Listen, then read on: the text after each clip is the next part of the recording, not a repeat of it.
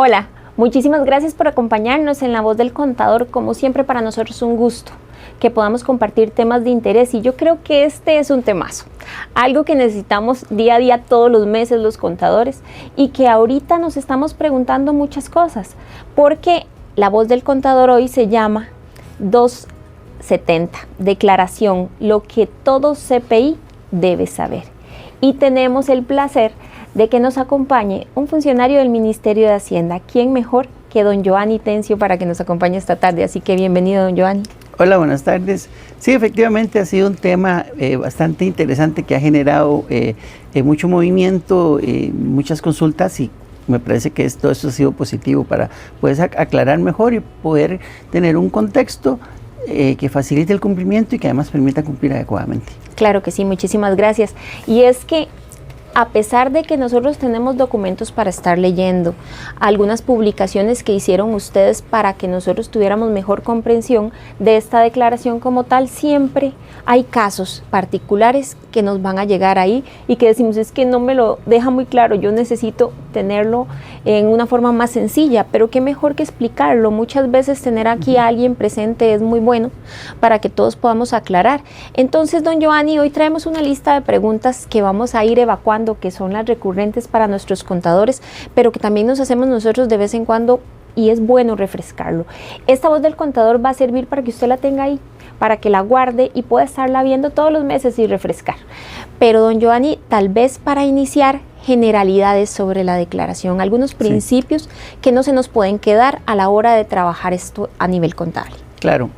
Sí, tal vez como un preámbulo, como una introducción, tenemos que tener presente la transición entre el sistema ATV y el sistema de tribu CR. Nosotros, la ley del impuesto sobre la renta entró en vigencia en el año 88, tenemos mucho tiempo de estar lidiando con los temas de la creación del impuesto sobre la renta, aunque han habido reformas evidentemente, y la ley del IVA, que se transforma a IVA a partir de la ley de fortalecimiento de las finanzas públicas y que entra en vigencia a partir de julio de 2019, se aprobó en diciembre de 2018, pues ya tenemos 6 años de venirla operando. No se ha generado ningún cambio a nivel de ley ni de reglamento relevante. La administración en la transición hacia tribu CR optó por emitir resoluciones nuevas para todos los formularios, inclusive formularios que no hubiesen cambiado, y se sometieron a consulta y se dio divulgación. Entonces esto ha hecho que muchos temas que tal vez veníamos trabajando o veníamos resolviendo de manera muy mecánica quizás, de repente se pusieron sobre la mesa cuando se publicó una nueva resolución, y uno empieza como a cuestionárselo. Porque claro, la declaración 270 es la transformación de la 151 anterior al nuevo formulario dentro de tribu CR. Y el único cambio que se le hizo importante es que la declaración tenía antes una exención aplicable únicamente a entidades financieras supervisadas de reportar un tipo de transacciones, porque tampoco eran todas. Pero a pesar de eso, al poner el tema sobre la mesa, pues empiezan a generarse muchas dudas, y quizás había muchas cosas que antes estaban cumpliendo mal o tal vez no de la mejor manera. Entonces es la evolución, es la transformación de la 151, que es una declaración que tiene mucho tiempo. Entonces, ¿qué es importante que tengamos aquí presente? Conceptualmente, ¿qué es la declaración?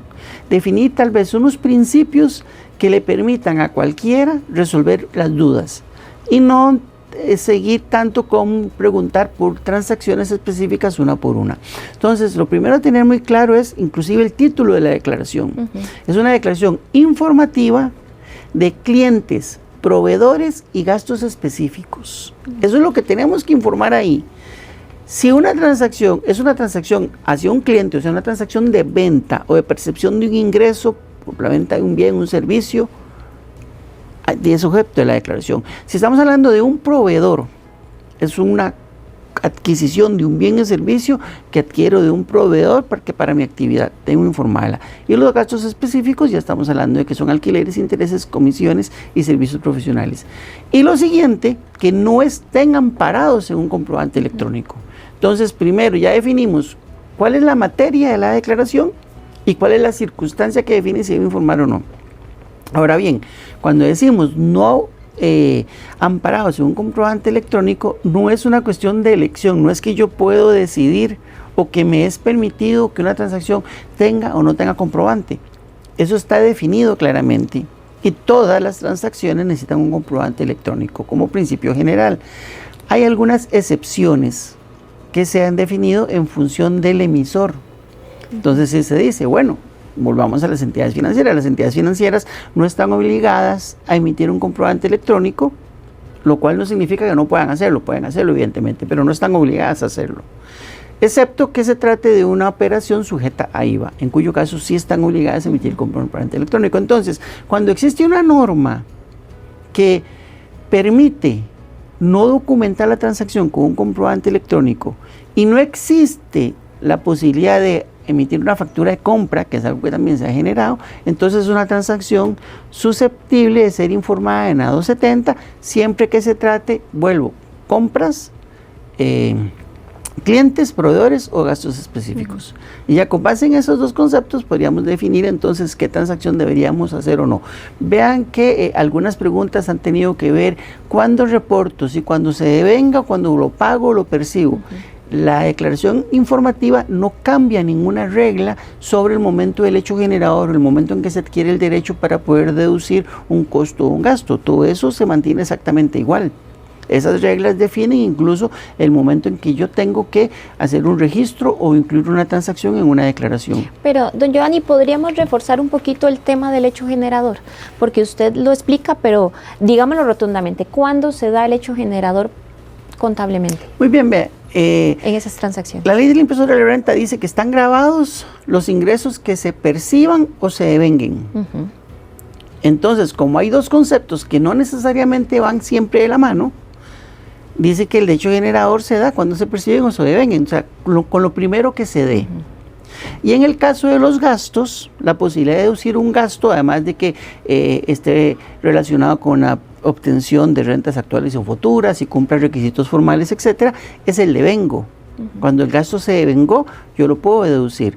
La ley de renta lo que dice es que en caso de gastos devengados o causados, es la palabra que usa la ley, pero no pagados, se pueden deducir siempre que se registren contra una cuenta. En este caso sería una cuenta por pagar, porque es un gasto por pagar.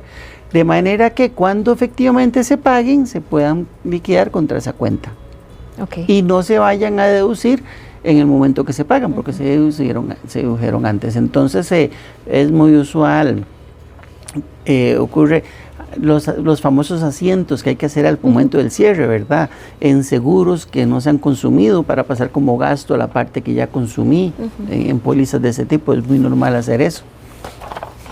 Como provisiones, que es lo que manejamos nosotros a nivel contable. Yo creo que con esa, no sé, esas generalidades que iniciamos, todo el preámbulo de cuando vamos a empezar a trabajar todas las declaraciones, es importante ya irnos a las preguntas, porque a pesar de que usted nos lo aclara y que nos va a quedar ahí de referencia, don Giovanni, muchas veces hay cosas que se nos van. Por ejemplo, el nombre de la declaración es muy claro y don Giovanni lo decía, que no estén amparados en un comprobante electrónico, pero eso no es nuevo. Esto ya lo hemos visto desde el 2018-19, decía usted, y también ha venido en la D151 y también nos lo cuestionamos en ese tiempo. Y es importante que no estén amparados a los comprobantes. Teníamos un tema ahí con los intereses, que sí hubo un cambio un poquito en la parte de los intereses y por eso es que nos lo preguntábamos. Yo sé que los intereses o todas estas preguntas se pueden enfocar desde la parte de los ingresos, para mí fue una venta, o si fue un gasto, porque yo puedo tener las dos opciones en mi empresa o en mi contribuyente para presentar la declaración. Pero voy con la primera. ¿Qué tipo de intereses se deben reportar? Voy a brindarle algunos ejemplos. Intereses en cuenta corriente, intereses de financiamiento, intereses de hipotecas, otros préstamos, los leasing, certificados de depósito a plazo o inversiones. Y también tendríamos que ver quién tendría que declarar. El contribuyente que lo tuvo como un gasto o las entidades financieras, inclusive si son supervisadas por la SUGEF. Hay un principio jurídico muy básico que dice que no hay que hacer diferenciaciones donde la ley no las hace. Y la ley no hace ninguna diferenciación para ningún tipo de intereses, dice simplemente intereses.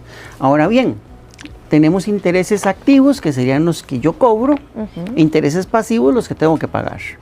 Los intereses que yo cobro son ingresos míos y entonces son como mi venta.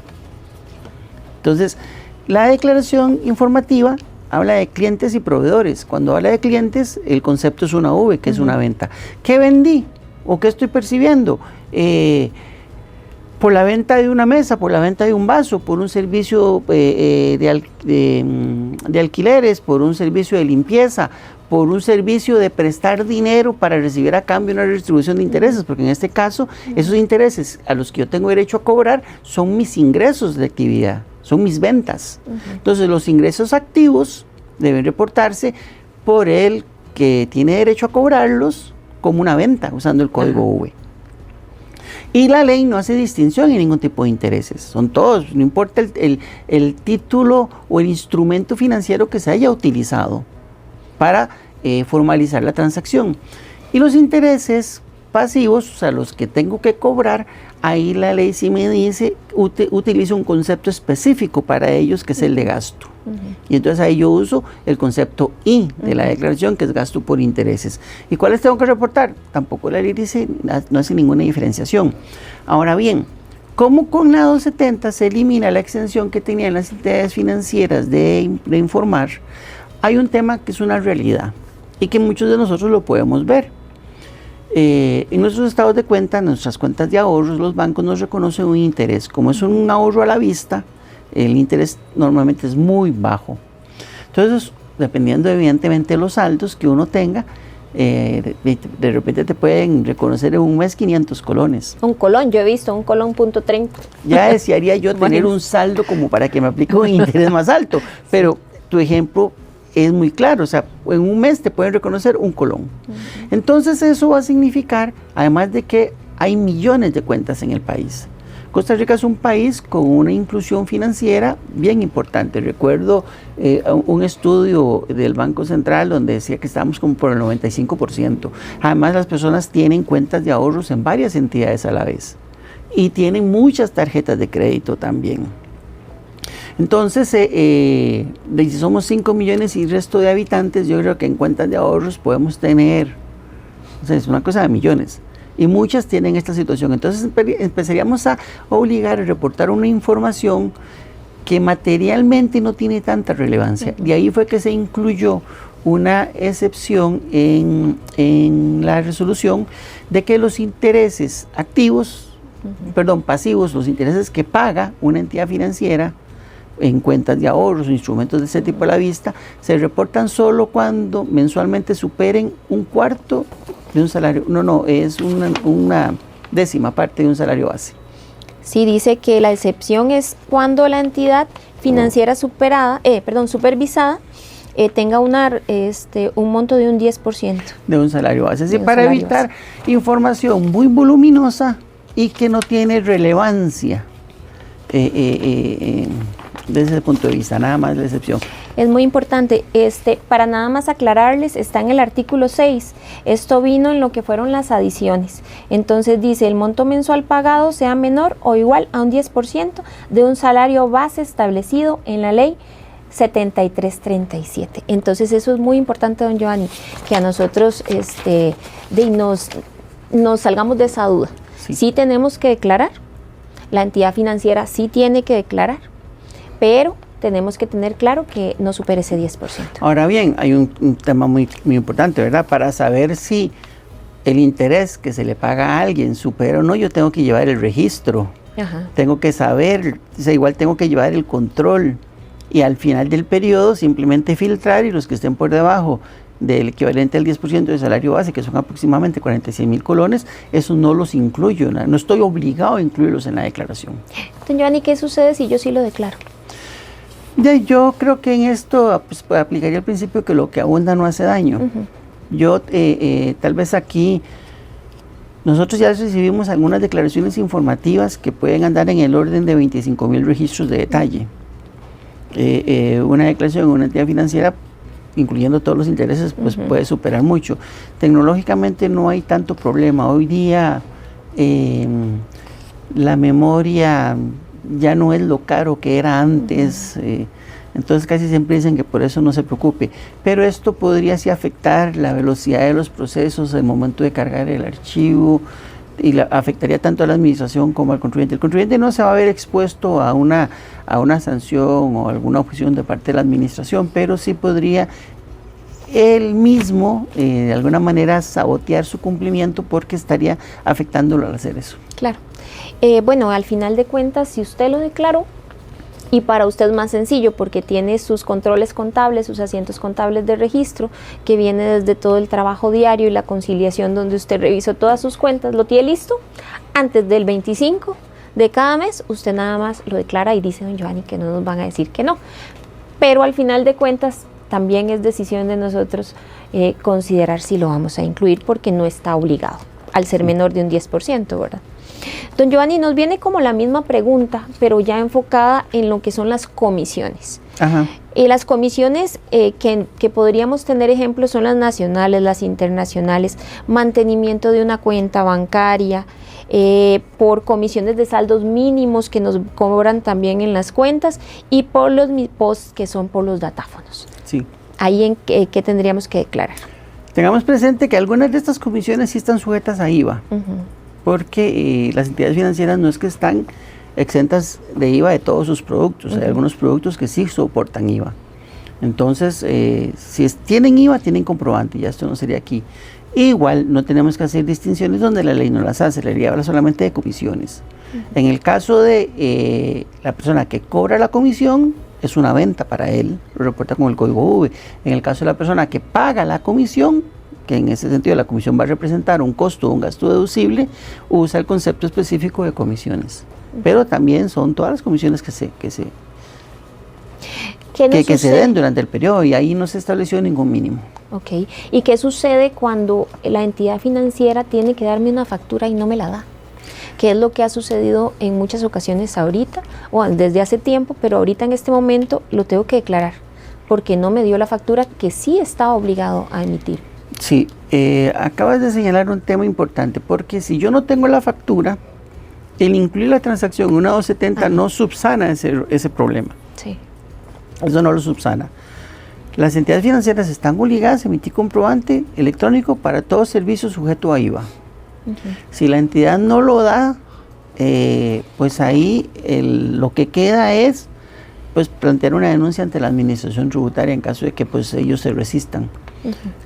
Cambiar de entidad o presentar una denuncia, porque sí, ahí habría un incumplimiento tributario de parte de esa entidad. Ese ejemplo está bonito, don Giovanni, porque por ejemplo, tengo los datáfonos de 4 entidades financieras, o en mi empresa solo tengo uno. En este momento es un tema que se ha dado durante mucho tiempo y tendríamos que plantear la denuncia o cambiar la operadora. Pues si tengo esas 4 y todos mis clientes llegan a pedirme de ese banco, me va a corresponder pagar comisiones más altas. Cambiando a otras operadoras puede ser en algún caso. Sí, tendría que chequear primero para ver si este tipo de comisiones están exentas o si están sujetas a IVA. Y bueno, eventualmente sí hablar con la entidad. Normalmente este tipo de entidades, los que tienen los negocios de adquirencia, son negocios formales, bien organizados, y normalmente no se da tanto que hay un problema en la emisión de un comprobante.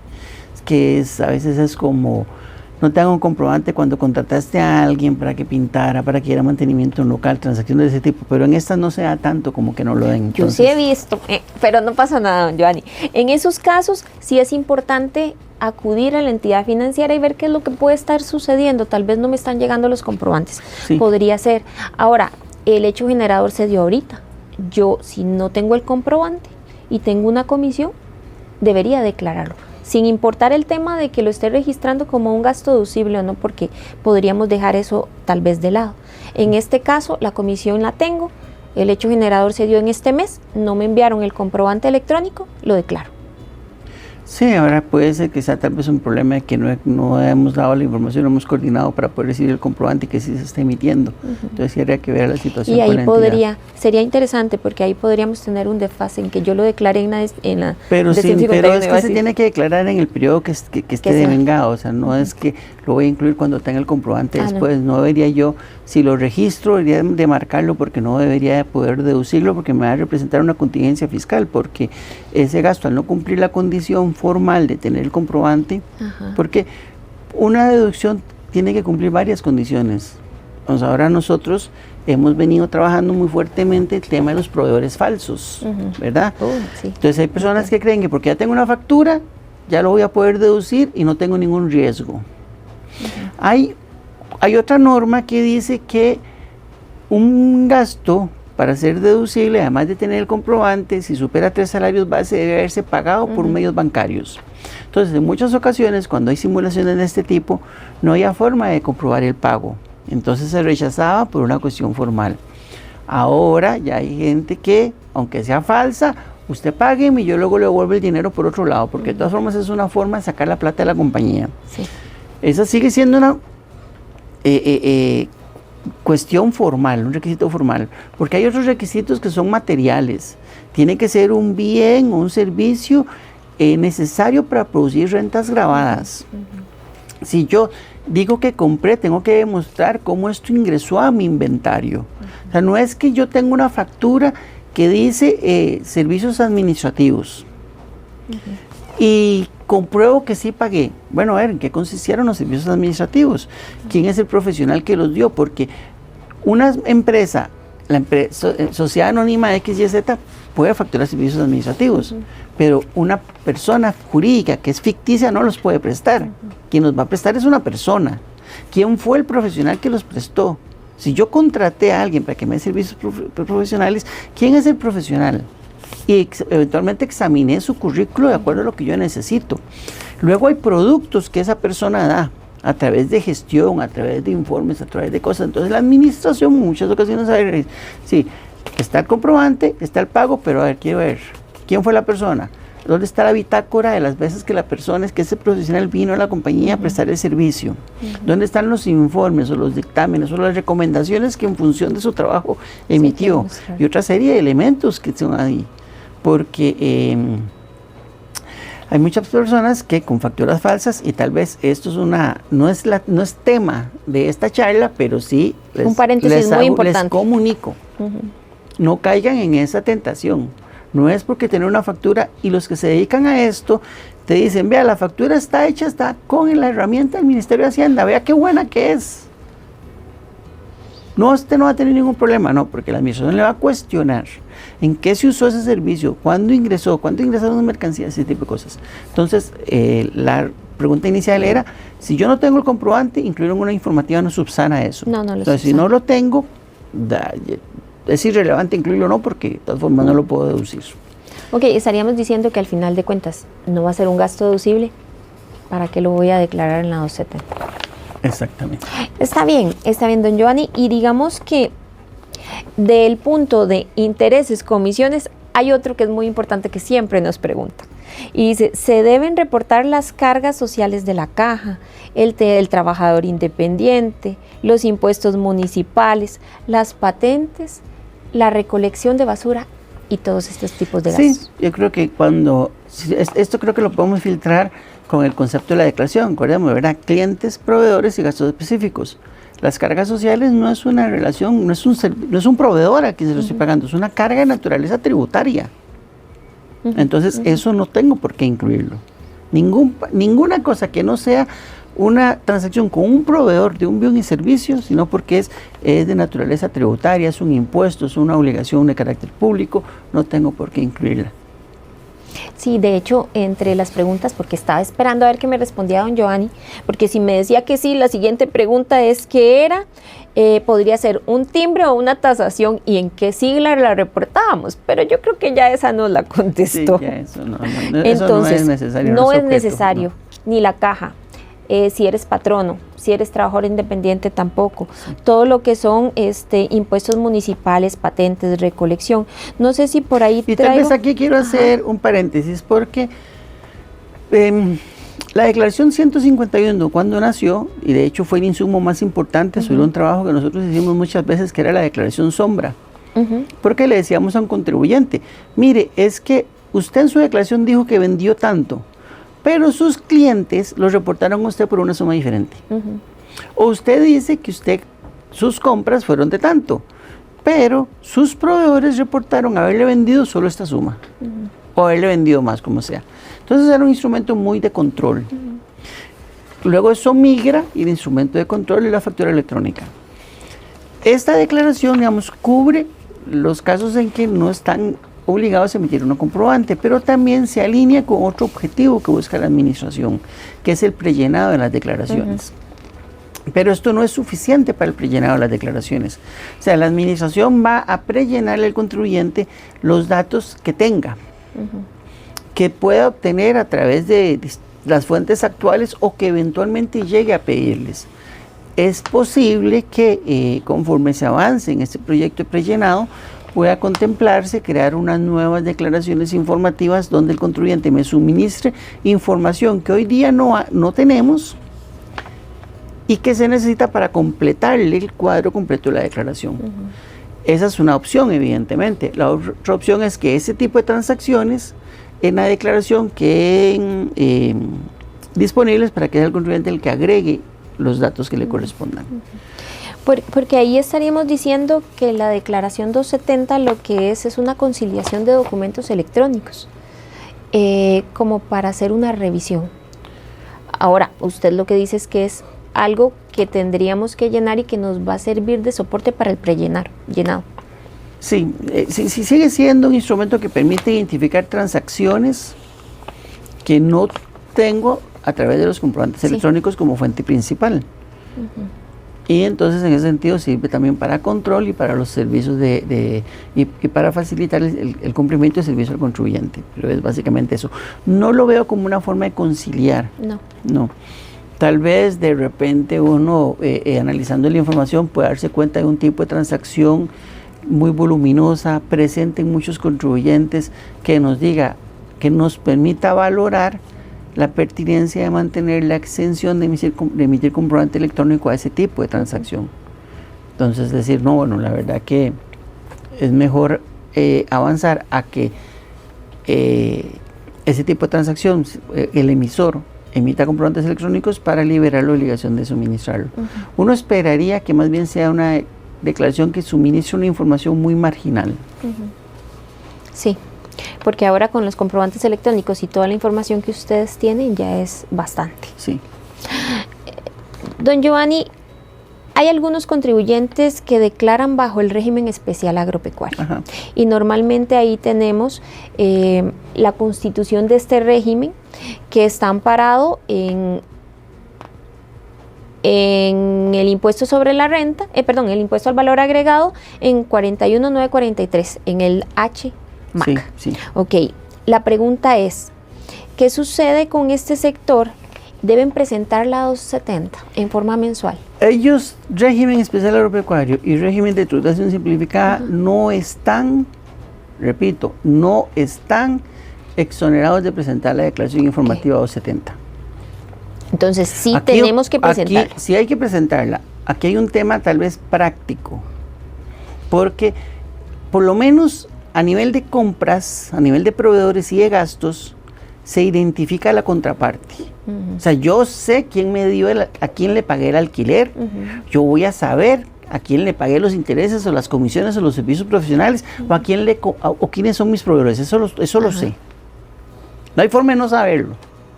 Pero en cuanto a mis clientes, puede que no lo sepa, porque no estoy obligado a saberlo.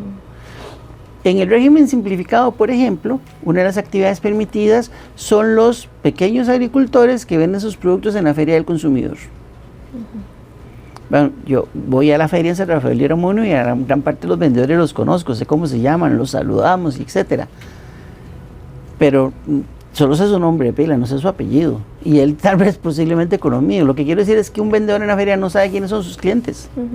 No sabe, no los puede identificar con nombre y número de cédula.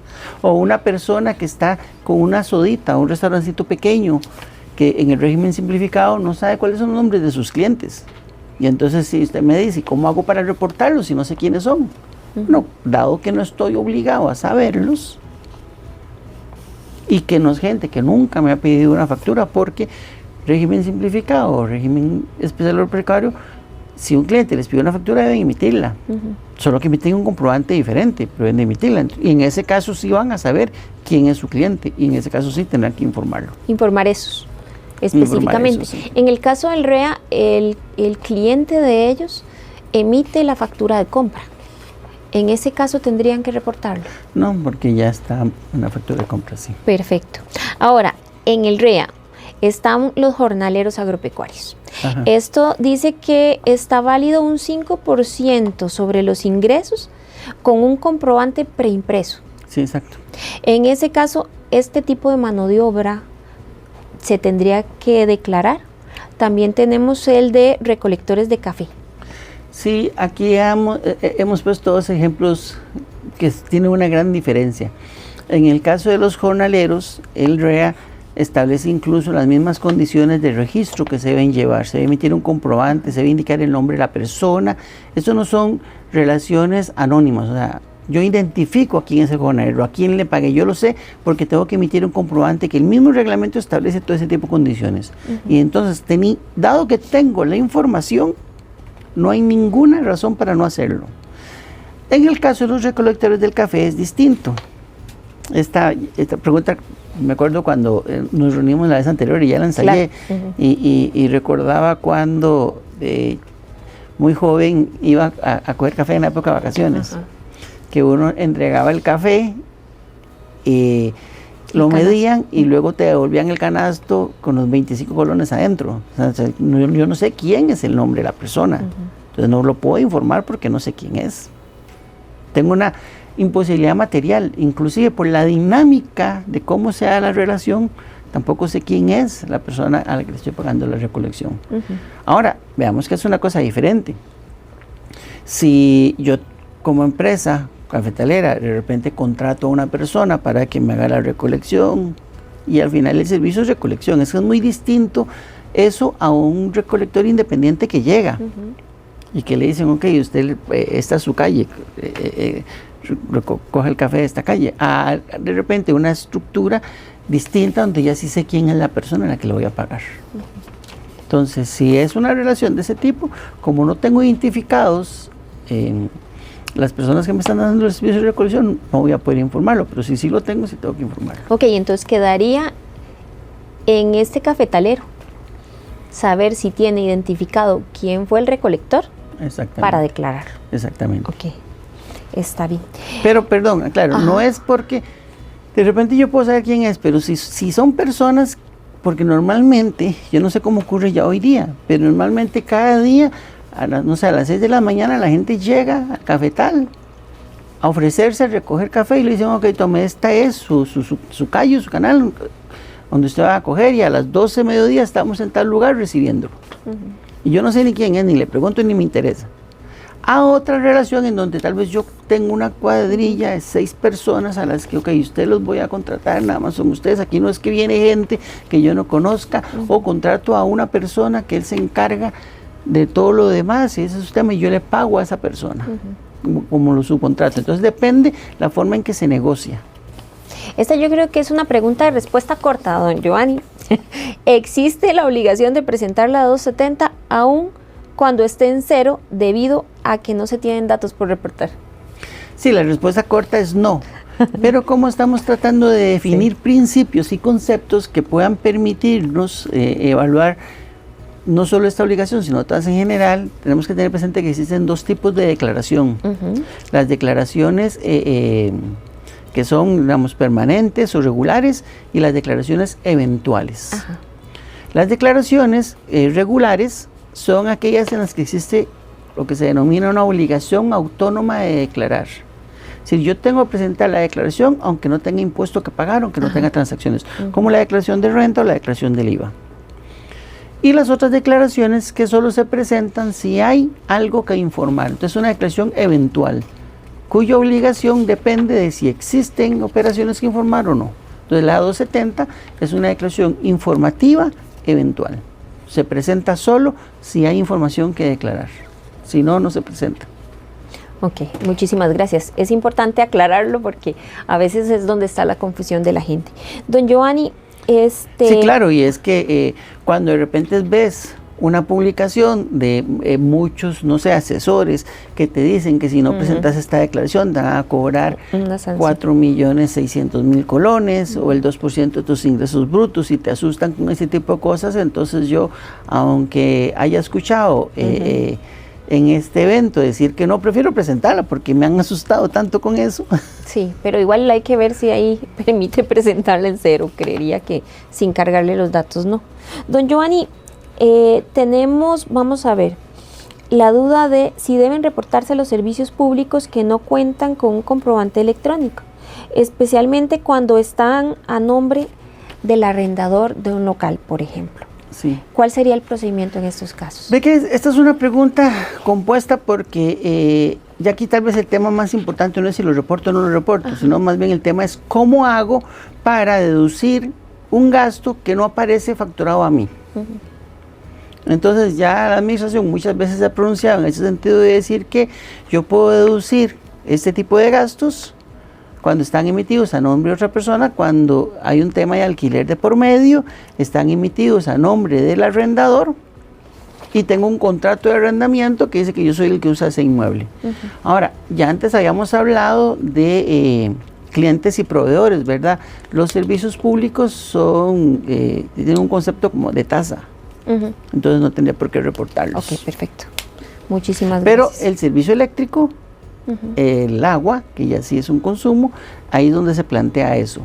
Yo lo puedo deducir a pesar de que no tengo el recibo en mi nombre, si tengo estos requisitos. Y entonces, para ser congruente, ya que lo voy a incluir en mis estados financieros, lo más conveniente es que también lo incluya en la declaración informativa. Claro que sí, tendríamos que tener claro que el contrato de arrendamiento tiene que incluir que usted le va a pagar los servicios de públicos al local alquilado y todo esto sería el respaldo que tendríamos para poder Normalmente deducirlo. El mismo contrato dice, el servicio eléctrico es el abonado número tal, el servicio de agua se paga también porque una persona puede tener varios, le identifican cuál es el que le corresponde pagar. Entonces eso es lo que ocurre para la administración. Luego de repente tener un control de eso para evitar que un gasto de ese tipo pueda ser deducible doblemente tanto por el arrendador como por el arrendatario. ¿Qué mecanismo podríamos encontrar? Pero de momento no se ha resuelto. Entonces solo reitero, tengo que tener el contrato del alquiler donde dice que yo pago esos y lo puedo deducir. Y para evitar una incongruencia entre la declaración y la declaración, entonces también los incluyo ahí. Está bien, y en la 270 no, porque no está a nombre mío. No, en la 270 sí también. También, sí. Ok, perfecto. Entonces lo incluyo en la 270 y lo meto como un gasto deducible. Correcto. Gracias. Ahora, considerando que el plazo de presentación es de 25 días naturales, en el mes siguiente, pero que por ejemplo hubo un caso ahorita en el mes de abril que a mucha gente le dio duda, porque decíamos eran 25 días naturales, pero aparecía que la declaración tenía tiempo de presentarlo o el 26 o el 25. Lo que la gente se preguntaba era, ¿qué sucede en este caso? ¿Van a cobrar alguna sanción? Sí, el Código Tributario establece en el artículo 10 establece reglas sobre cómo se deben contar los plazos. Entonces dice que los plazos en meses o en años se cuentan como tales, que los plazos que se dan en días, sean hábiles o naturales, pues se contarán como corresponda, pero que cuando un plazo venza en un día inhábil, esto puede ser, lo que ocurrió en abril fue que el 25, no sé si era sábado o domingo, el plazo se prorroga de forma automática al día hábil siguiente. Entonces tomemos el ejemplo de la conmemoración de la anexión del Partido Único ya que se celebra el 25 de julio.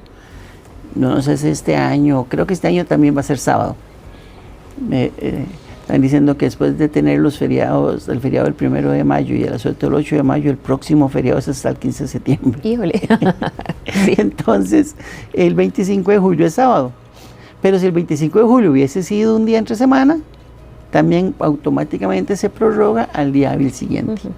Entonces es normal que nos suceda esto. Exacto. Porque está regulado. Sí. Lo importante a tener aquí presente es que se prorroga inmediatamente para el cumplimiento de la obligación, porque fíjese que si yo tengo el IVA, que el IVA hay que pagarlo el día 15, pero el día 15 es sábado, entonces significa que lo voy a poder pagar hasta el 17. Tengo el 17 para pagarlo, pero si no lo pago el 17 y lo pago el 18, voy a llegar el 18 y me van a cobrar 3 días de interés, no me van a cobrar 1. Pero que se prorroga ese día para cumplir ese día. Si no, el vencimiento siempre se considera hasta el 15. Está bien, perfecto. Ahora, sí, tal vez sería bueno hablar de este cambio de las fechas, porque pasamos a dejar de presentar el 10. Ajá. A presentar ahora el 25. Sí, claro. En este caso es en forma mensual. De aquí en adelante va a ser de esa forma, pero también tenemos algunos cambios de fechas. ¿Podríamos verlos, usted me dice si ahorita o al final? Bueno, cuando quiera. Aquí lo que se valoró fue que ya hay muchas cosas que vencen el día 10. Además, el día 10 del mes, muchos están trabajando fuertemente también con el cierre para las declaraciones que vencen el 15, de retenciones y la de IVA. Y entonces, poner todo para la misma fecha es como obligar a la gente a correr mucho. Claro. Entonces, en ese sentido, consideramos que viendo los objetivos y los productos que siguen de esta declaración, no la necesitamos tan pronto. Y para poder distribuir todo ese trabajo que hay que hacer durante el mes, era mejor ponerla después. En algún momento, bueno, que sea el 20, o ahí se optó por ponerlo para el 25 para que no hubiera más holgura. Eso es ahí importante. Pensamos en ustedes. Eso es importante, don Giovanni, qué dicha que nos consideraron con la presentación, porque sí, hay personas que tal vez no tienen mucha afectación, pero por ejemplo en este gremio, como somos contadores y hay algunas oficinas que llevan bastantes clientes, exacto, entonces se les acumulaba mucho y corriendo para el IVA, para tener todo en orden, porque yo sé que los contadores tratamos de que todo se haga correctamente, entonces ahí es donde nos estresamos. Entonces, usted no quiere contadores enfermos, ¿verdad? No, por eso diciembre antes era un mes muy complicado para el contador. No se podía comer un tamal con tranquilidad. No, ni irse de vacaciones, no. Por eso se cambió el periodo fiscal también y ahora diciembre no hay ningún problema y hasta marzo se presenta la declaración. Está bien, entonces quedamos 25 días naturales al mes siguiente, ¿verdad? Sí, y si el día 25 es inhábil, se prorroga automáticamente sin necesidad de emisión de resolución alguna ni nada al día hábil siguiente. Perfecto. Esto lo tenemos en el artículo 4 para que lo veamos si tenemos dudas. Ahora, la D151 del 2025, porque la gente vio esta publicación y dijo como la 151 del 2025 si yo ya la presenté. Ahora, esto dice que se debe presentar dentro de los 25 días naturales del mes de junio del 2026, según el transitorio único que trae este documento. La 151 se presentaba hasta el 28 de febrero del año siguiente, o sea, se van 2 meses. Cuando se hizo el cambio, y yo quiero aquí señalar que esta resolución se puso en consulta en el mes de abril del año pasado, y se hizo el cambio y se puso que esta declaración se iba a recibir el 10 de enero, o sea, se acortó el plazo del 28 hasta el 10. Nadie lo vio hasta cuando ya estaba y hubo entonces muchas peticiones de prórroga y muchas cosas. Entonces, a raíz de eso fue que se optó por ampliar el plazo para esa declaración en un transitorio. Había mucha gente ya la había presentado, algunos todavía estaban pendientes, y como la resolución se emitió creo que a mediados de abril, alguna cosa, no recuerdo bien cuándo, se dio como 1 mes y medio de fecha, por eso es que se prorrogó hasta junio. Sí, eso significa que tenemos tiempo hasta el próximo mes de presentarlo. Si alguien quiere revisar, ver que todo se cumplió bien o se dieron cuenta que hay que hacer una corrección, es el momento para que lo realicen. Es el momento correcto. Ahora, la información de este periodo fiscal 2026, que viene de enero a diciembre, tiene que presentarse en forma individual. Correcto, sí.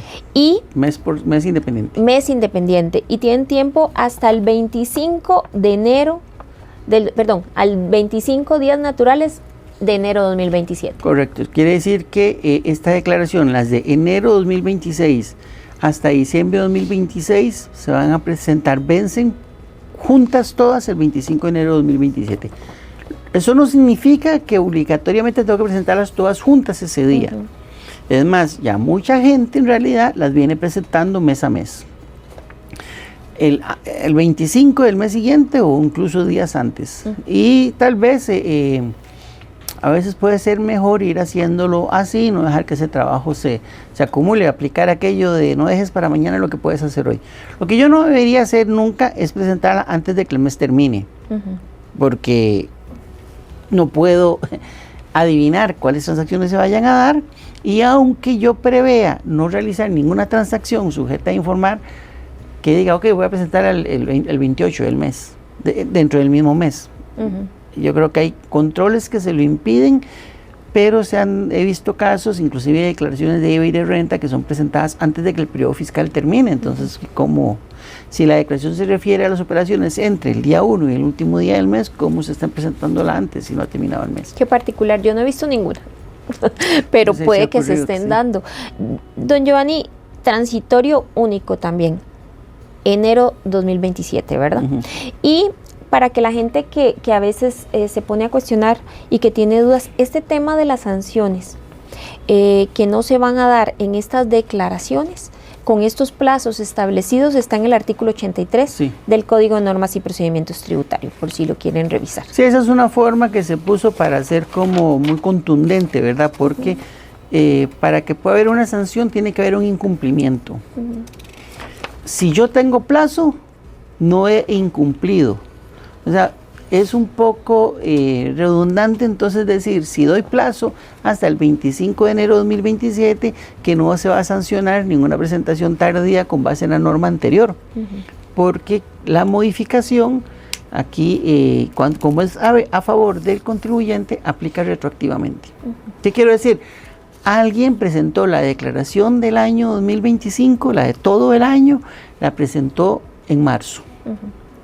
La norma decía en ese momento que debía haberla presentado el 10 de enero, la presentó en marzo. En ese momento la presentó tarde. Sí. Posteriormente se reforma la resolución y se dice, esta declaración se puede presentar hasta junio. Quiere decir que ahora, con la nueva norma, marzo ya no fue tarde. Marzo estuvo bien. Ajá. Entonces, esa declaración no puede ser sancionada. Si pudiera darse el caso que es posible quizás que se haya dado con contribuyentes, grandes contribuyentes que están sometidos a un control más riguroso y se haya iniciado un procedimiento sancionador, a partir de la emisión de la resolución, habría que hacer un auto para ya eliminarlo. Si hay personas que hubiesen presentado una declaración y hayan optado por autoliquidar la sanción, y ahora ya no aplica sanción, lo que tienen que hacer es pues iniciar una gestión ante la administración tributaria para que le reconozcan entonces ese dinero que pagaron, porque ya la situación dejó de ser sancionable. Ah, qué bueno, eso sí no lo había contemplado, porque mucha gente tal vez hizo eso. Hizo el pago de la sanción. Tiene que ser una gestión. Sí, lo que queremos es, pues imagínense que hay dos personas, digamos el bueno y el que no fue tan bueno. Y el bueno dijo, no, yo voy a optar por autoliquidar. Y el otro dijo, no, yo voy a esperarme. Y entonces ahora aquí al otro no lo van a sancionar nunca. Y el otro dice, se va a sentir que por bueno más bien lo están perjudicando. Bueno, pero puede realizar el trámite. Si usted fue muy bueno y autoliquidó, entonces puede hacer el trámite para que le reconozcan este dinero como tal, porque es suyo. En este momento la sanción ya no tiene validez. Don Giovanni, hay un punto que sí lo conversamos en algún momento en la reunión que tuvimos acá para ver temas de la 270, pero voy a plantearla para que usted la aclare. Dice que si nos puede confirmar si el artículo 3 de la resolución 55-2025 de la Declaración Informativa 270 se refiere al nuevo formulario de la Declaración de Retenciones número 205 y no a la 150, que era el anterior número de formulario en esas retenciones. Sí.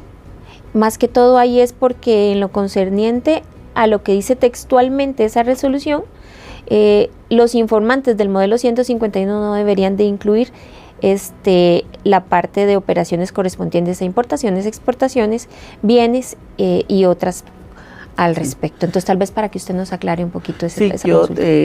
Como se viene y se emiten todas las resoluciones, la administración emitió muchas resoluciones.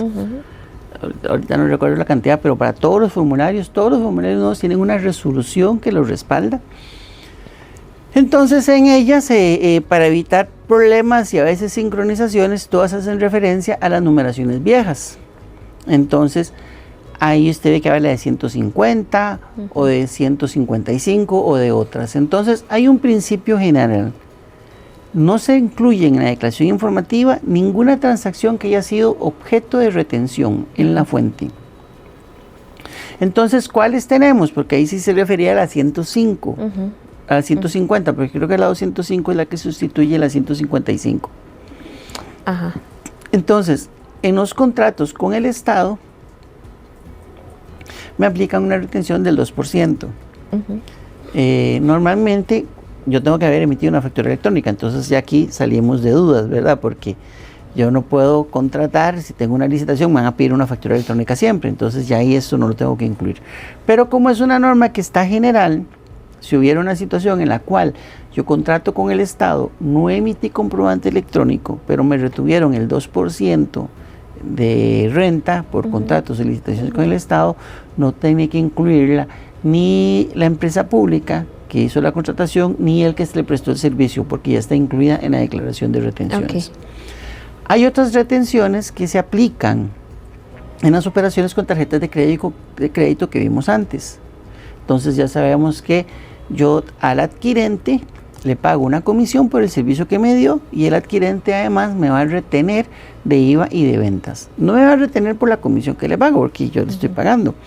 Entonces digamos que hay una transacción de 100, me va a retener de IVA, el máximo es 5,31, de renta el máximo es 1,88, si mal no recuerdo, me va a retener eso. Y eso se reporta en una declaración informativa, creo que es la 205. Y sobre la comisión, también me va a emitir un comprobante por la comisión que me está cobrando. Y luego pues me deposita en la cuenta que convenimos el resto. Entonces yo voy a tener que reportar de esa transacción con tarjetas de crédito con el procesador únicamente la comisión que el adquirente cobró, si es que no está grabada con IVA. Ok, sí, porque digamos que ahí la confusión era que son operaciones de importaciones, de exportaciones, operaciones respaldadas con comprobantes electrónicos, entonces ya no tendríamos la misma línea con la 270 como tal. Exacto. Ok, perfecto. Sí, en el caso de las importaciones, las exportaciones sí tienen un comprobante porque está la factura de exportación. Las importaciones no tienen un comprobante electrónico. Y pueden tener un comprobante electrónico, pero no es el comprobante electrónico regulado en Costa Rica. Entonces, pero esas transacciones como ingresan en aduanas y se asocian a un DUA, ya no es necesario reportarlas. Perfecto, yo creo que ahí nos queda claro y creo que está la confusión del número de declaración como tal. Así es. Ahora, en el caso de una agencia... Tal vez luego podrías publicar, cuando comentamos la otra vez que en la página de Hacienda hay una tablita donde se indican todos los formularios anteriores y los nuevos.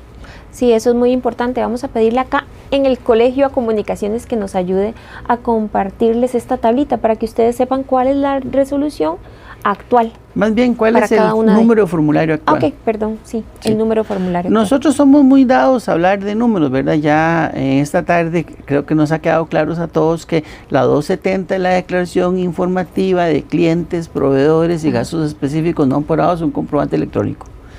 Como ese nombre es tan largo, uno en adelante solo dice 270.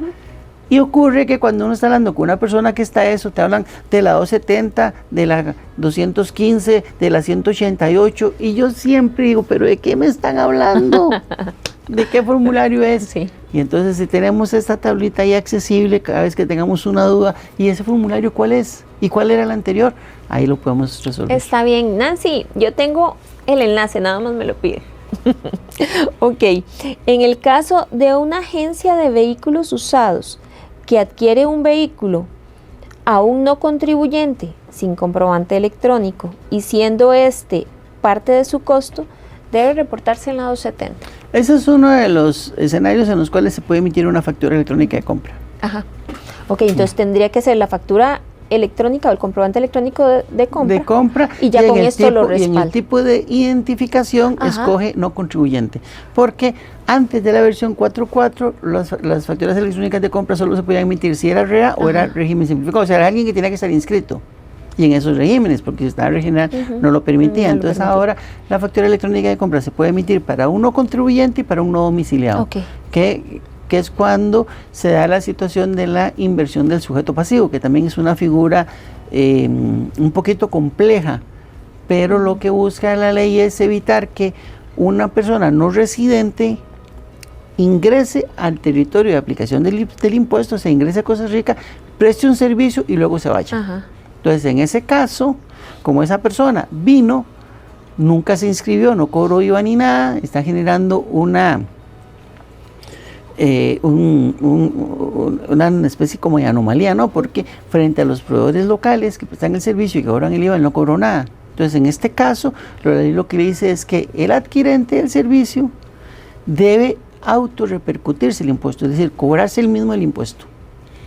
Si la transacción le da derecho a crédito, pues se lo cobrará y se lo acreditará simultáneamente. Si no le da derecho a crédito o le da crédito proporcional, pues aplicará lo que le corresponda. Ok, perfecto. Entonces, sí es importante que tenemos que tener claro que la opción en la versión 4.4 nos da para poder escoger una persona que no es contribuyente. Así es. Y hacemos la factura compra y ya no tendríamos que declararlo en la 270. Ok. Una última pregunta, don Giovanni. En créditos bancarios, donde se incluye el cobro de una póliza colectiva dentro de la cuota, emitida a nombre del banco y sin factura individual, porque hay casos en que sucede, yo debo, vamos a ver, como deudor reportar el pago en la 270, y en ese caso, ¿cómo lo registro? ¿En qué casilla como tal? Y también debe reportarse a nombre del banco o de la aseguradora. Yo aquí he notado, inclusive en operaciones propias, que hay aseguradoras que me mandan una factura electrónica por ese seguro que pago asociado a una operación de crédito. Sí, a pesar de que haya sido una póliza colectiva. Así debería ser. Pero si no lo es, yo creo que estaríamos en una circunstancia con la que hablamos como con los servicios en el alquiler. Porque también hay situaciones en las que yo puedo saber quién es la aseguradora y otras en las que ni siquiera no sé quién es. Solamente tengo el cargo ahí, entonces yo, si no sé quién es, lo reporto como al mismo banco, la misma entidad financiera. Como la entidad financiera. ¿Y con sí, qué, pues que y no con sé qué quién sigla? Sería un proveedor, sería una compra, una C general. Una C general. Sí. Ok, sí, porque ahí o sea, está acordémonos que las C son compras. Las comisiones, que también empiezan con C, se reportan como M. No, está bien. Entonces quedaría clarísimo que no iría a un gasto específico, iría a una compra como tal. Como una compra, sí. Sí, no es gasto específico porque no hay un concepto para eso. Exacto. Recordemos, son intereses, comisiones, servicios profesionales y alquileres. Entonces sería como una compra. Sí, claro, está bien. Don Giovanni, yo creo que abarcamos todas las dudas que tenía yo y que tenían aquí algunos contadores, e inclusive nuestro grupo de trabajo con el que nos hemos estado reuniendo para ver todos estos temas. Aparte de esto, vamos a hacerles llegar un oficio de parte del colegio para que también nos quede un respaldo por escrito, porque lo tenemos ahí en la base donde tenemos los contadores acceso al timbre con nuestro usuario para que nosotros podamos evacuar nuestras consultas ahí si nos gusta más leer. Pero si no, pueden volver a buscar este programa, esta voz del contador, y repasarlo todos los meses. Pero algo tal vez que nos sirva a los contadores como conclusión de todo No, esto. yo señalar lo que comentamos al principio, el principio general que deberíamos aplicar para filtrar si debo o no. Si estamos hablando de clientes o proveedores y los 4 conceptos de gastos específicos, y si no está amparado a un comprobante electrónico porque existe una dispensa legal al respecto. Sí. Está bien. Don Giovanni, como siempre, un gusto tenerlo acá. Muchísimas gracias por el apoyo, no solamente de venir acá al programa, sino de recibirnos para evacuar todas las dudas, para que nuestros contadores puedan hacer su trabajo correctamente. Muchísimas gracias. Como siempre, a la orden, y más bien el agradecimiento es de parte de nosotros porque nos permite este espacio que muchos contadores también lo ven, pues poder evacuar las dudas, porque nuestro objetivo aquí es ayudar, facilitar el cumplimiento tributario, divulgar todo esto, y creo que hemos trabajado muy cercanos en todo este proceso de implementación de TribuCR, que ya tenemos poco más de 6 meses y ha sido realmente un proceso muy exitoso. Hemos evacuado muchas cosas, hemos podido cambiar la disposición de la gente, el apoyo de todos ustedes, entonces más bien todo lo contrario, nosotros encantados. Aquí han estado yo muchas veces y muchos otros compañeros, y todos siempre con un gran interés y contentos de estar acá. Bueno, y esta es su casa también para cuando quiera venir y evacuarnos más dudas. Entonces, a todos ustedes, muchísimas gracias por acompañarnos. Muchas gracias por estar pendiente, porque cada vez que usted se capacita, lo que da es un mejor servicio y los contadores estamos para servir. Así que tengan un excelente día, que Dios los acompañe.